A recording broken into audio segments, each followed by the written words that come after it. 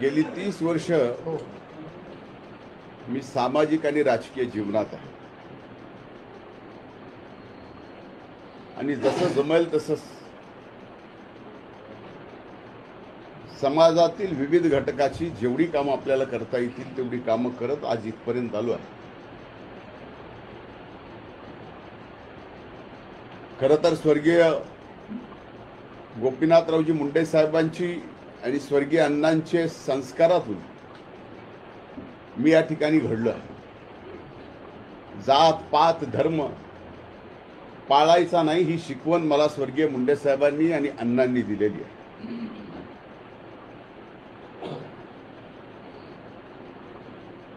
मी कधीही कुणाची जात पाहून आजपर्यंत राजकारण केलेलं नाही। माझ्या स्वतःच्या ज्या जातीत मी जन्माला आलोय त्याच्यापेक्षा जास्त वेगवेगळ्या जातीतले माझे मित्र परिवार आणि माझे सहकारी आहेत।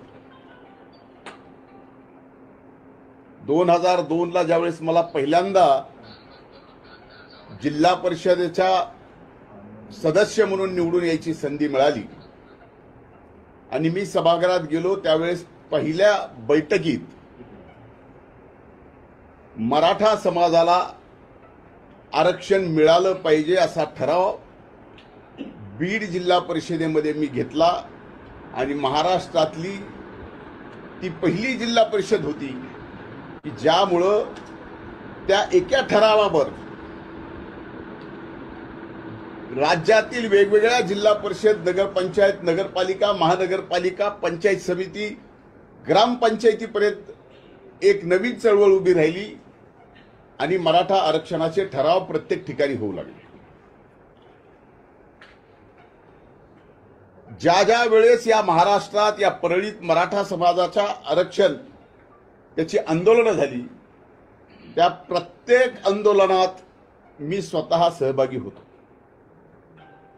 अगदीच काय लोकसभेची निवडणूक झाल्यानंतर परळीमध्ये जे मनोज जरांगेंचं आंदोलन झालं त्या आंदोलनाला जागा देण्यापासून पाणी देण्यापासून आंदोलनाला येणाऱ्या अनेक सहकाऱ्यांना वाहनं देण्यापर्यंत आम्ही या ठिकाणी मदत केलेली आहे। माझ्या सर्व सहकार्यांनी केलेली आहे। समाजाच्या लढ्याचे नेतृत्व करणारे त्या काळात स्वर्गीय अण्णासाहेब जावळे स्वर्गीय विनायकराव मेटे छत्रपती संभाजी महाराज यांच्या सोबत खांद्याला खांदा लावून मराठा आरक्षणाच्या लढाईत मी उतरलेलो आहे। जगात 58 मराठा लाख मराठाचे मोर्चे निघाले एक आदर्श जगात घडवला। त्या मोर्चामध्ये मुंबईच्या मोर्चात मला सहभागी होता आलं आणि त्या मोर्चामध्ये जर बोलायचं असेल तर बोलण्याची संधी सुद्धा त्या ठिकाणी मला दिली गेली होती। मी 5 वर्ष राज्याचा विरोधी पक्ष नेता म्हणून काम केलं। 5 वर्षाच्या त्या काळात जेवढी आंदोलनं झालं तेवढे दिवस मी सभागृह बंद केलं आणि नुसतं सभागृह बंद केलं नाही तर नरड्यातून रक्त पडेपर्यंत मराठा समाजाला आरक्षण मिळालं पाहिजे याच्यासाठी आवाज उठवला, सभागृहात उठवला आणि त्याचे पुरावे आजही विधिमंडळामध्ये विधिमंडळाच्या लायब्ररीत आहे। आणखीन एक महत्वाची गोष्ट सांगतो। नगर जिल्ह्यामध्ये एक बलात्कार झाला होता कोपर्डीला। त्यावेळेस तिथं कुणीही गेलं नव्हतं। अल्पवयीन मुलीवर बलात्कार झाला। मी स्वतः पहिल्यांदा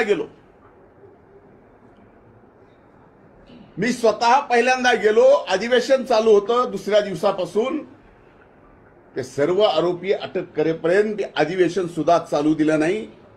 ही मराठा समाजाच्या प्रती आमची प्रामाणिक निष्ठा आहे।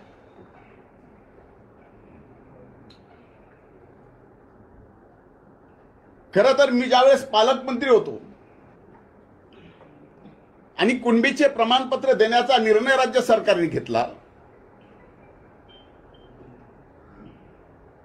त्यावेळेस 80,000 कुणबीचे प्रमाणपत्र आपल्या या बीड जिल्ह्यात मिळालेले आहे. त्याचं रेकॉर्ड सुद्धा आहे, तेही आपण तपासून पाहू शकता.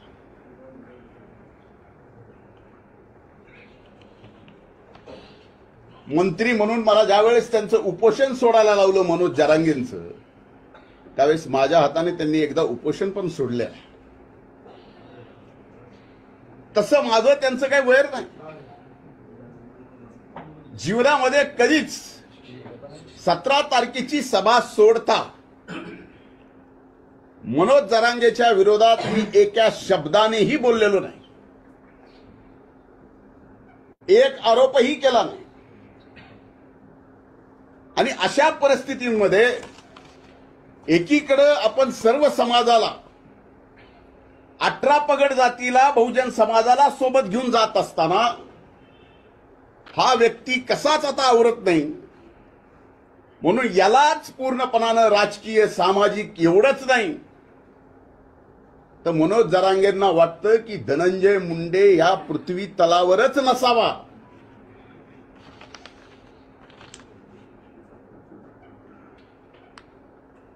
यासाठी ही धडपड आहे. मी 17 तारखेच्या सभेत सुद्धा त्यांना 2च प्रश्न विचारले होते. त्या 2 प्रश्नाचे उत्तर आतापर्यंत या ठिकाणी मिळालेले नाहीत.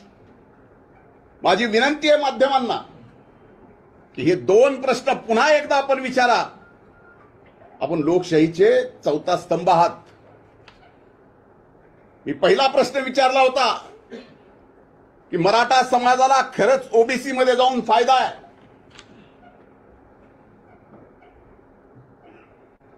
का ईडब्ल्यूएस मध्ये जाऊन फायदा आहे? आणि याचं खरं भरं 12.5 कोटी जनतेच्या समोर त्यांनी यावं, आम्ही येतो.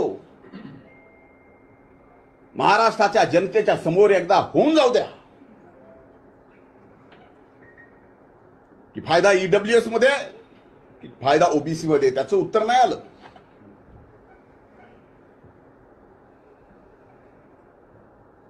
आणि दुसरी विनंती केली होती,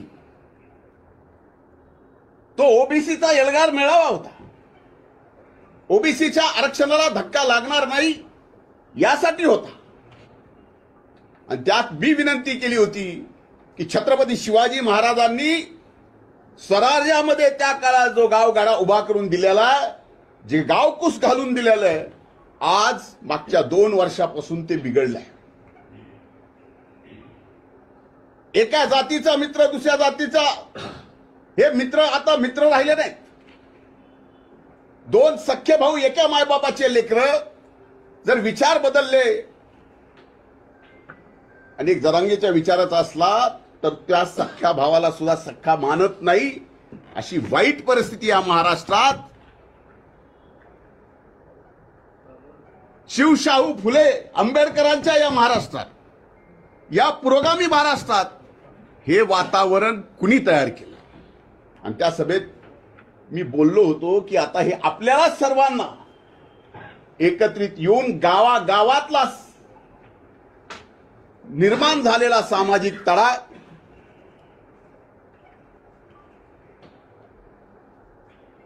आपल्याला त्या ठिकाणी नीट घडी बसवावी लागेल.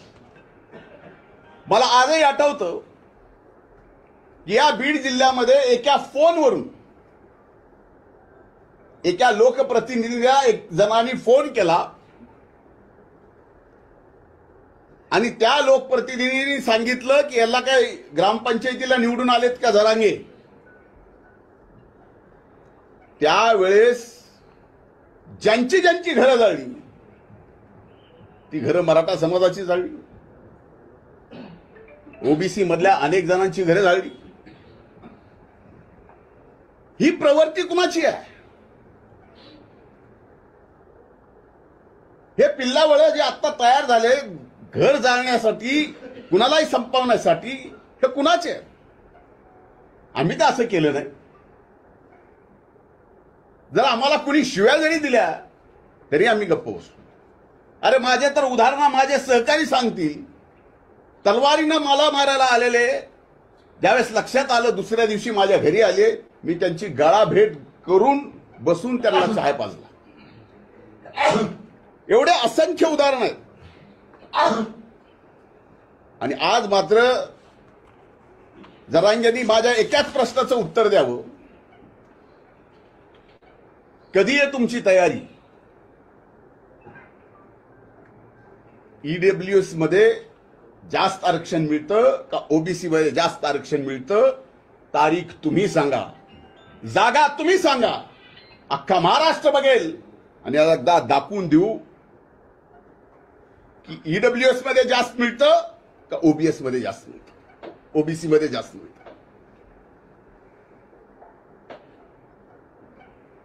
आणि आता मात्र मारहाणीच्या मारणाराच्या अशा पद्धत तुम्ही हक्यांना मारलं. मारामारीची प्रवृत्ती कुणाची आहे? तुम्ही वाघमाऱ्यांना मारलं, तुम्ही कर्नलला मारलं. अशा किती उदाहरणं देऊ की तुम्ही एवढ्या सगळ्या लोकांना मारलं. आणि आता मात्र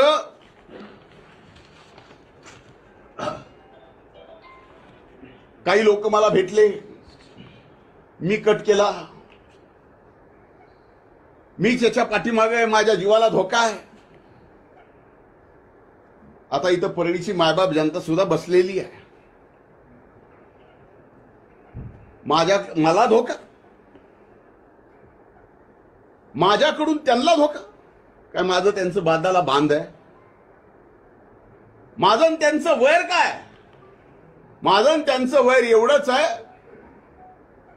की तुम्ही ओबीसीच्या आरक्षणाला धक्का लावू नका, मराठा आरक्षण घ्या. त्या लढाईमध्ये सुद्धा आम्ही तुमच्या खांद्याला खांदा लावून 2 दिवसांनी निवडणुकीच्या तोंडावर काहीतरी नावं घ्यायची. आता मी गेस्ट हाऊसला दर सोमवारी बसतो. अनेक सहकारी आहेत, अनेक जण येतात, भेटतात, बोलतात. कोणाला बाजूला जाऊन बोलावं लागतं. आता जे अटक केले त्यापैकी कुणी मला भेटला असेल, बाजूला जाऊन बोलला असेल. मी सामान्य सरळ माणूस आहे आणि भेटल्याने बाजूला बोलल्याने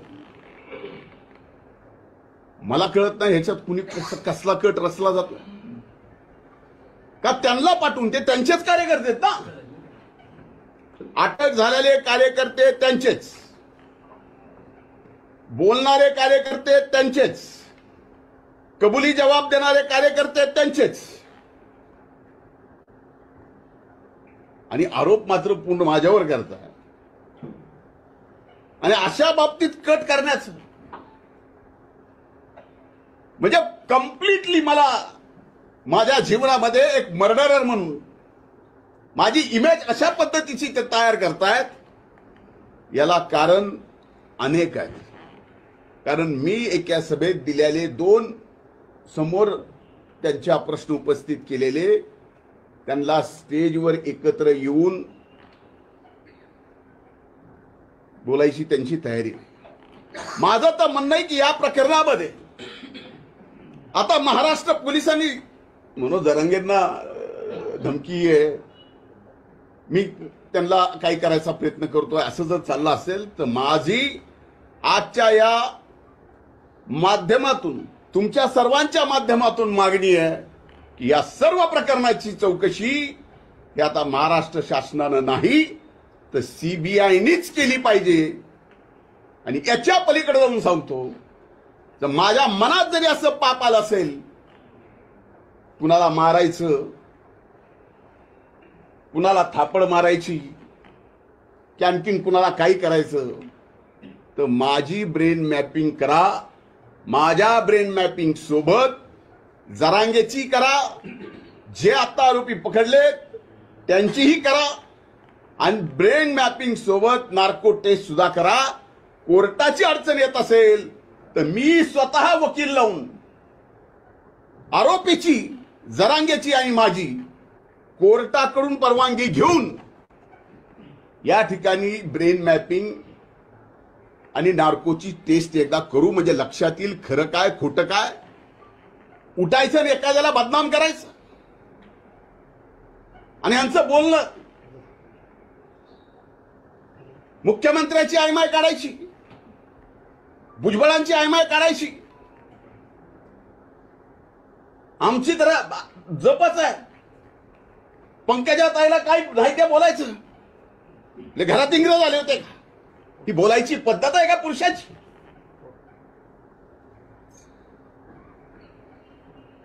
आपल्यापैकी कुणाला आपल्या आई बहिणीवर जर शिवी दिली तर राग येणार नाही, पण तरी सुद्धा गप गुमान आम्ही तो राग गिळलाय. का? तो हो, आम्हाला सुद्धा वाटतं की मराठा समाजाला आरक्षण दिलं गेलं पाहिजे, पण ते ओबीसीच्या आरक्षणाला धक्का न लागता. आता त्यांच्याकडे काय आहे, काय दाखवणार आहे, 4 दिवसानं काय दाखवणार आहे मलाही म्हणता येतं. माझ्याकडे काय आहे काय नाही, 4 दिवसांनी काय दाखवायचं. आज आर्टिफिशियल इंटेलिजन्सनी काही तयार करता येतं, काही. आता माझं म्हणतात फोनवर बोलणं झालं. एकमेव माझा फोन आहे जो 24 तास चालू असतो. मी का चालू ठेवतो? का माझ्या आजूबाजूला आणि ज्यांचा सगळ्यात जास्त माझ्यावर विश्वास आहे ते गरीबातले गरीब माणसं, आणि त्यांना कुठलीही अडचण आली तर त्या अगोदर माझा फोन लावतात. त्यांची अडचण होऊ नये म्हणून मी माझा फोन चालू ठेवतो. सहकार्याला तो बोलतोच, पण त्यांच्या अडचणी सोडवतो.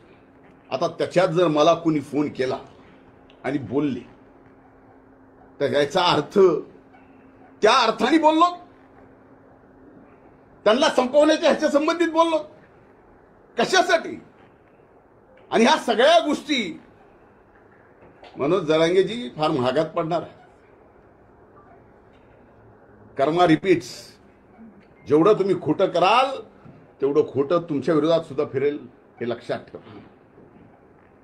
आणि मला संपवायचं म्हणजे का? मी त्या दिवशी पहिल्यांदा ओबीसी एल्गार, पहिल्यांदा जीवनात ओबीसीचं आरक्षण तशाला तसं राहिलं पाहिजे म्हणून मी व्यासपीठावर गेलो. कारण बाकीच्यांनी तर मला लाता हकलू बाहेर काढलं होतं. एका ठराविक जातीमधून हकलू लाता मारून, म्हणून ओबीसीच्या व्यासपीठावर गेलो. ओबीसीच्या संरक्षणाला धक्का नाही लागला पाहिजे एवढं बोललो. आणि त्याच्यासोबत आणखीन एक गोष्ट बोललो की जरांगेंच्या आंदोलनाच्या काळात जे 500 मराठा समाजाच्या बंधू भगिनींनी आपली प्राणाची आहुती दिली, हे सगळं आरक्षण जे आहे हे कसं मिळणार होतं, काय मिळणार होतं त्यांनाच माहित. पण त्यांना फसवलं म्हणून 500 जीव गेले. सुरुवातीलाच ईडब्ल्यूएस जर विषय झाला असता तर त्या 500 जणांचा जीव वाचला असता. नाहीतर त्या 500 जणाला कुठं ना कुठं आज नोकरी लागलेली पाहायला मिळाली असती. तुम्ही सगळ्या गोष्टी विध्वंसकच करता. ह्याला संपून टाकील, आता मला संपून टाकील म्हणले. आता मला संपून टाकणं हे ऑन एअर जर मला धमकी देत असतील तर त्याचं काय करणार? मुख्यमंत्र्याला संपून टाकील हे ऑन एअर जर धमकी देत असतील त्याला याला कायदा नाही आहे. मग कायदा असला तर हे सरकार कायदा ते का वापरत नाही, हा माझा प्रश्न आहे. आणि राहिलं जरांगे साहेब, माझ्या जीवन मरणाचा प्रश्न, माझं जीवन मरण जे आहे ते गरीबातल्या गरीब माणसाला मोठं करण्यासाठी, आणि याच्यात माझ्यासारख्याचा जीव गेला तरी परवडत नाही. आणि त्याच्या प्रेसमध्ये वारंवार मी मराठा समाजाला सांगतोय काही करू नका, मराठा समाजाला काय करू सांगतोय काही करू नका. म्हणजे काही करावं म्हणून तो आदेश होता का काही करू नये म्हणून तो आदेश होता? हे आता अति झालंय, एवढं अति झालंय. त्यांनीच त्यांची माणसं पाठवायची, कुणाकडून तरी ओळखी करून घ्यायच्या. ओळख झाली की फोटो काढायचा, फोन करायचा. आम्ही आपल्या कामात, आम्ही काय फोनवर असं कधीच कुठलं बोललेलं नाही. होऊ द्या ना एकदा, जे व्हायचंय ते. याला ब्रेन मॅपिंग, नार्को आणि सीबीआय. आणि मी माननीय मुख्यमंत्र्याला आज या प्रेस कॉन्फरन्स म्हणून विनंती करतोय की काहीही करून या प्रकरणाची चौकशी सीबीआय कडेच गेली पाहिजे. त्याच्याशिवाय आता हा धनंजय मुंडेही स्वस्थ बसणार नाही आणि स्वस्थ बसू देणार पण नाही. आमच्यासारख्याला संपवलं निघाल केले काय? आरक्षणाची बाजू घेतली, 25 वर्ष लढलो आणि 25 वर्ष आरक्षणासाठी लढल्यानंतर आज एका व्यक्तीच्या प्रवृत्तीमुळे माझ्यावर ही वेळ यावी. त्यांच्या विरोधात कुणी बोललं, हक्के बोलले की हक्याला मार, वाघमारे बोलले की वाघमारेला मार, करणार बोलले की करणारला मार. दादागिरी कुणाची आहे? समाजामध्ये अंतर कुणी पाडलं? अंतरवेलीतूनच पडलं ना. त्यामुळे अशा खोट्या नाट्या केसेस करून तुम्हाला जर वाटत असेल की या बहुजन समाजाचा, ओबीसी समाजाचा माझ्यासारखा एक कार्यकर्ता गप राहील, असं नाही. तुम्ही जरा तुमचं मागून बघा. तुमचे मेहण्याचे वाळूचे ट्रक किती पकडले? मी आता सरकारला विचारणार आहे, काय त्यात ऍक्शन झाली?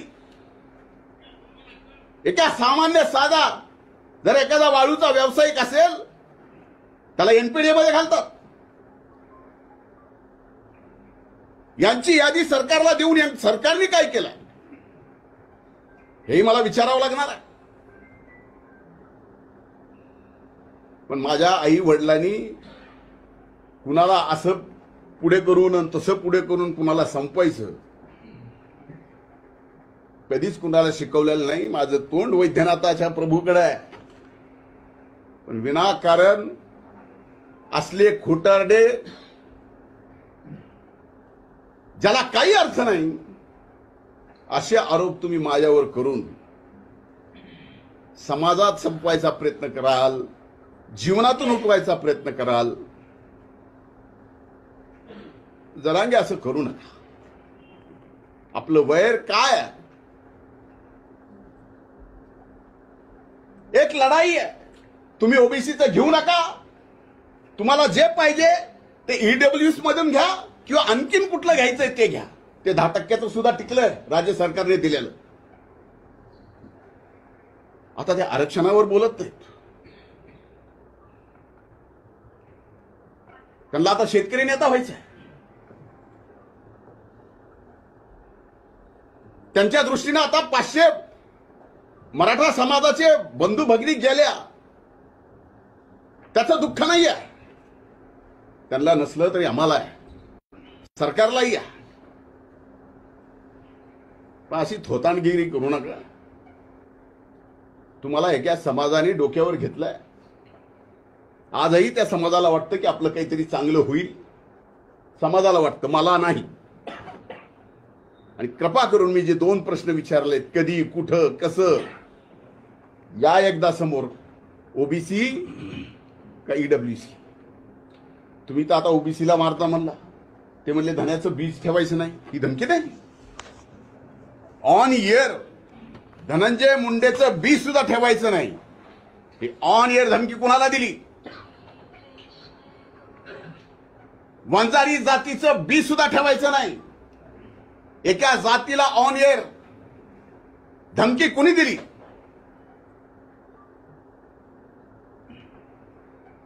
ओबीसीचे सगळे बीला बी या महाराष्ट्रातून उपटून टाका. धमकी कुणी दिली? जरांगे, जर सगळेच अधिकार तुमच्याकडे आहेत आणि सरकार जर तुमचंच ऐकत असेल तर या अख्ख्या ओबीसी समाजाला गोळ्या घाला आणि महाराष्ट्रातून संपूर्ण टाका ना. गोळ्या घाला आम्हाला, संपून टाका.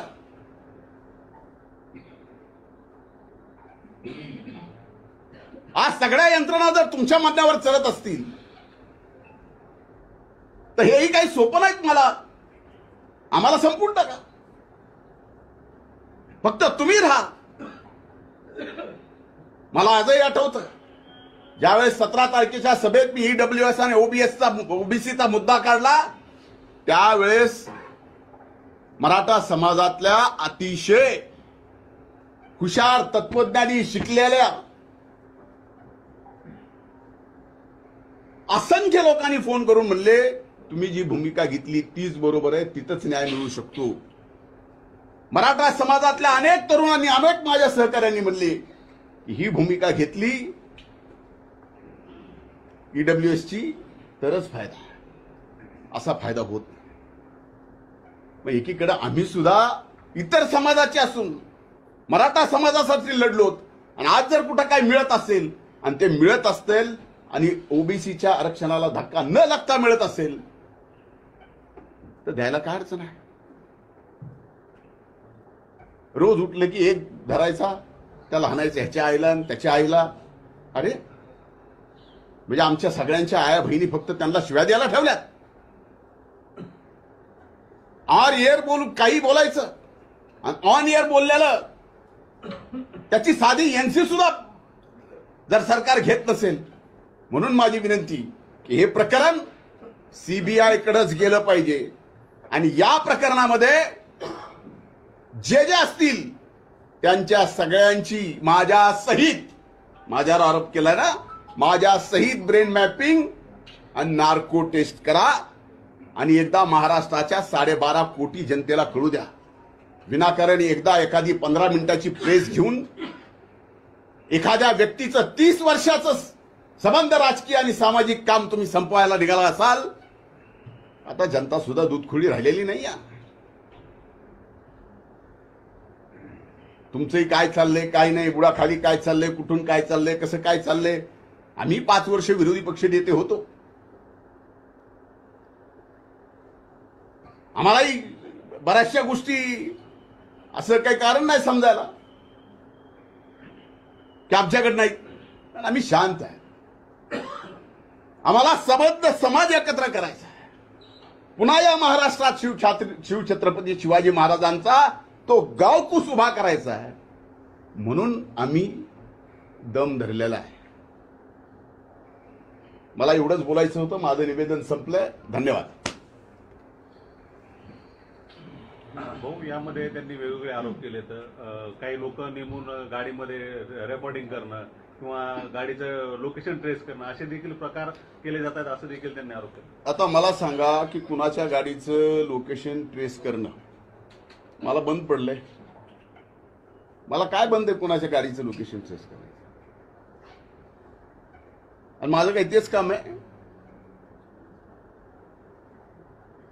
ह्याला आरोप मानतात ही थोतांडगिरी आहे. मी कुणाच्या तरी गाडीत मोबाईल टाकतो. अरे एवढे मोबाईल आहेत होय माझ्याकडेच का मोबाईलची फॅक्टरी आहे? अर्थहीन बोलायचं, माध्यमांनी घ्यायचं, चालवायचं, टीआरपी मिळते. आता माझ्या प्रश्न आणखीन मिळेल. कुणाला सोडलं तुम्ही? कुणालाच नाही.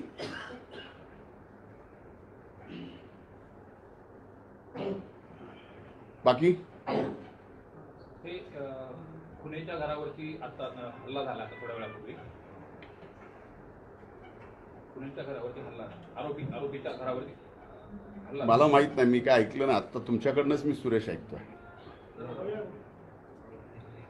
त्यांचे कार्यकर्ते असतील तरी नेमकं जाणून बुजून कारस्थान केलं जातं. आता हे बघा, एक लक्षात घ्या, खुने त्यांचेच, गरुड त्यांचाच, सगळे आरोप त्यांचेच. बरोबर आहे. तेच आरोप करणार, तेच सांगणार, सगळं तर त्यांचं आहे. आता खुनेच्या तुम्ही म्हणताय तसं, मी तर माझ्याकडे बातमी नाही, तुम्ही म्हणताय तसं जर खुनेच्या घरावर हल्ला झाला असेल तर ते सुद्धा त्यांच्याच लोकांनी केला असेल आणि पुन्हा आमची नावं घ्यायची. म्हणून मी म्हणलंय की हा तपास पूर्णपणानं पूर्णपणानं सीबीआयकडे दिला गेला पाहिजे. काही जरी म्हणलं, 1 मिनिट माननीय मुख्यमंत्र्याला या बोलण्याचं वाईट वाटेल, पण इथली पोलीस यंत्रणा कुठल्याही जाती धर्माची असो, यांना घाबरून आहेत. म्हणून करते करविते ह्या सगळ्या गोष्टीचे तेच आहे. गंगाधर कालकुटे यांना डुकरासारखं धोरण घेऊन मारू, अशा पद्धतीचा जो दादा गरड नावाचा जो कार्यकर्ता आहे, त्यांनी तुम्ही धमकी दिल्याचं सांगतोय. कार्यकर्ता कबुली मी धमकी दिली? अरे गंगाधर माझा चांगला मित्र आहे. आता एवढी मैत्री की सांगू का, मैत्रीचा खुलासा करू? त्या सभेत मी बोललो होतो, त्या सभेत मी बोललो होतो की एका माझ्या मित्रांनी 1:45 वाजता मला फोन केला, तू सभेला येणार आहेस का? आठवतं का सुरेश? मी त्यावेळेस त्याला म्हणलं काही नक्की नाही बाबा, काय भुजबळ साहेब कशी येते तशावरती माझं ठरणार आहे. नाही म्हणले, तुम्ही येणार नसाल तर आम्ही गोंधळ करायचा ठरविला. ते रेकॉर्ड माझ्याकडे आहे. हेच ते काळकुटे. लोकसभेला फॉर्म भरला कसा? त्यावेळेस माझ्याकडे येऊन 4-4, 8-8 तास बसायचे. कसे? कशासाठी? फॉर्म भरला पण प्रचार नाही केला. आता हे एवढं आणखीन डिटेल समजून सांगणं एवढे सुरेश तुम्ही. स्थानिक स्वराज्य संस्थांची आता आचारसंहिता लागली, नगरपालिकेची आचारसंहिता लागली, आणि त्यानंतरच हा सगळा प्रकार. आता तुम्हाला याच्यातनं तरी काहीतरी समजावं की हे कशासाठी चाललंय, आणि सगळ्यांचाच टार्गेट फक्त धनंजय मुंडे का? एवढ्या जणांना आवरण आहे का काय? मी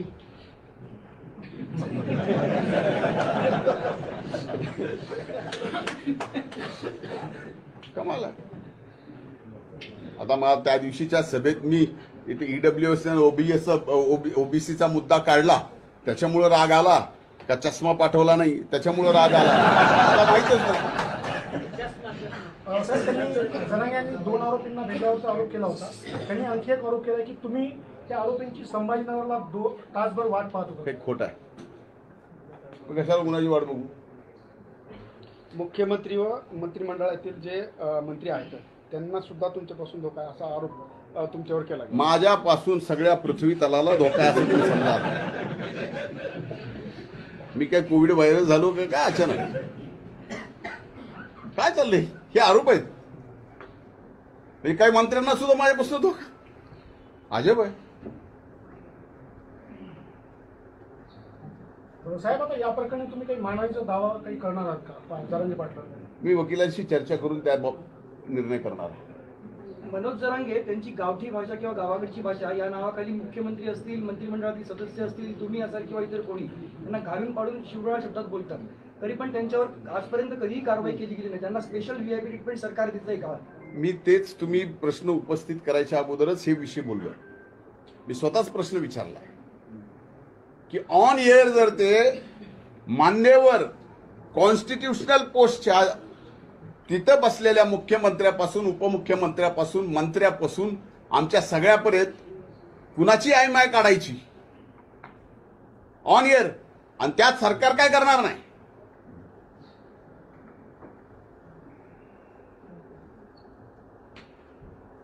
आम्ही काय एवढे बुळे नाहीत ह्या सगळ्या गोष्टी न समजायला.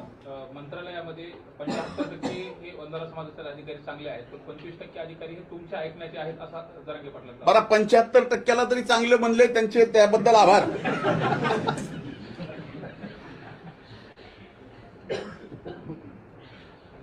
चला ठीक आहे, ओके, आभारी सगळ्यांचा. कायदेशीर हे करणार तुम्ही? कायदेशीर बाजू काय? मी म्हणलं ना की माझ्या वकिलाशी चर्चा करून मी निर्णय करणार.